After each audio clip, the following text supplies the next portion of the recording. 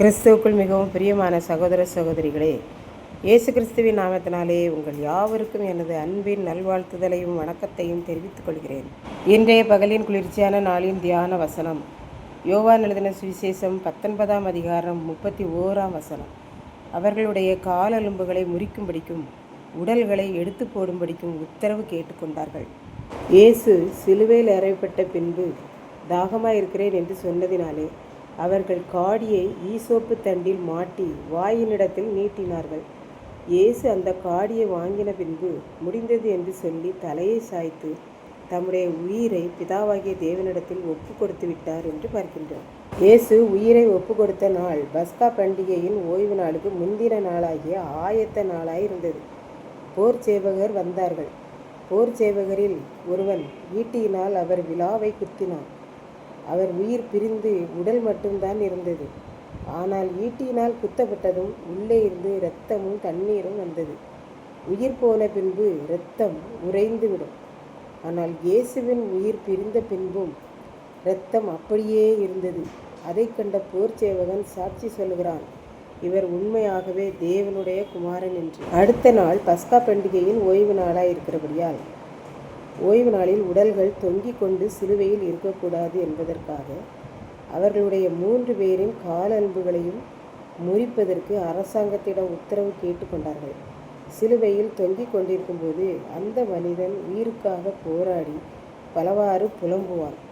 தான் மிகவும் துன்பப்படுகிறதுனாலே அந்த வேதனையில் அவன் உயிர் போக நேரமாகும். அப்பொழுது காலெலும்புகளை முறித்து விட்டால் சீக்கிரமாக உயிர் போய்விடும். ஆகவே கால் எலும்புகளை முறிக்க உத்தரவு கேட்டுக்கொண்டார்கள் என்று பார்க்கின்றோம். அவ்வாறு போர் சேவகர் வருகிற போது 2 கள்ளர்களுடைய உயிரும் போகவில்லை. ஆகவே அவர்கள் இருவரின் கால் எலும்புகளையும் முறித்து விட்டார்கள்.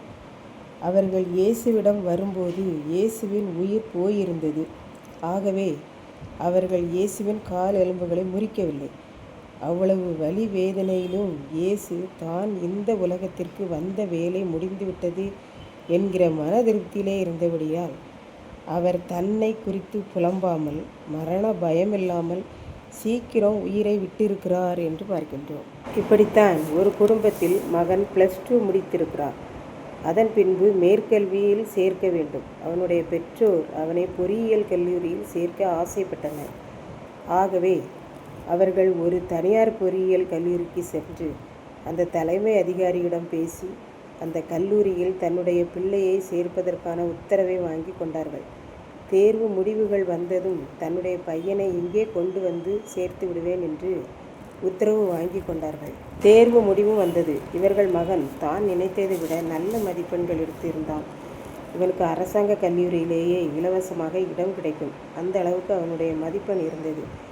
ஆகவே அவனுடைய பெற்றோர் இதை குறித்து நன்றாக யோசித்து தாங்கள் தனியார் பொறியியல் கல்லூரியில் சேர்ப்பதாக உத்தரவு வாங்கி வைத்திருந்தாலும் அதிகமான மதிப்பெண்கள் எடுத்திருந்தபடினால் இவர்கள் அங்கே சேர்க்க வேண்டிய அவசியப்படவில்லை. ஆகவே அரசாங்க பொறியியல் கல்லூரியிலேயே இலவசமாக சேர்த்துவிட்டனர். நம் இயேசுவும் இப்படித்தான் போர் சேவகர் அவருடைய உயிர் போகவில்லை என்றால் காலெலும்புகளை முறிக்க உத்தரவு வாங்கி கொண்டு வைத்திருந்தார்கள். ஆனால் அவர் அருகில் சென்றபோது அவருடைய உயிர் பிரிந்திருந்ததால் அவருடைய காலெலும்புகளை முறிக்க வேண்டிய அவசியப்படவில்லை. ஆகவே அவருடைய காலெலும்புகள் முறிக்கப்படவில்லை என்று பார்க்கின்றோம். இதை கேட்டுக்கொண்டிருக்கும் எனக்கன்பானவர்களே, இன்றைக்கும் இந்த சாத்தான் நம்மை சோதிக்க ஆண்டவரிடம் உத்தரவு கேட்டுக்கொண்டு வருவான். ஆனாலும் நாம் ஆண்டவரை பிடித்து கொள்ளுகிற பொழுது நம்மை சோதிக்க சாத்தானால் முடியாது. இப்படித்தான் இயேசுவின் கால் எலும்புகளை முறிக்க உத்தரவு வாங்கப்பட்டாலும் கால் எலும்புகளை முறிக்க அவசியப்படவில்லை. எந்த உத்தரவு எதற்காக வாங்கப்பட்டாலும் ஆண்டவருடைய சித்தம் இல்லாமல் நம்மை எதுவும் யாரும் ஒன்று செய்துவிட முடியாது என்பதாக நாம் கற்றுக்கொள்கிறோம். கர்த்தர் தாமே இந்த வார்த்தைகளை ஆசீர்வதிப்பாராக. ஆமென். ஜெபம். அன்பின் ஆண்டவரே, இந்த அருமையான நல்ல நாளுக்காக நன்றியோடு ஸ்தோத்திரிக்கிறேன். இப்பொழுதும் இந்த வார்த்தைகளை கேட்டுக்கொண்டிருக்கிற ஒவ்வொரு பிள்ளைகளும் சாத்தானுடைய எந்த உத்தரவுக்கும் பயப்படாமல் வாழ உம்மை பிடித்து கொள்ள அருள் புரியும்.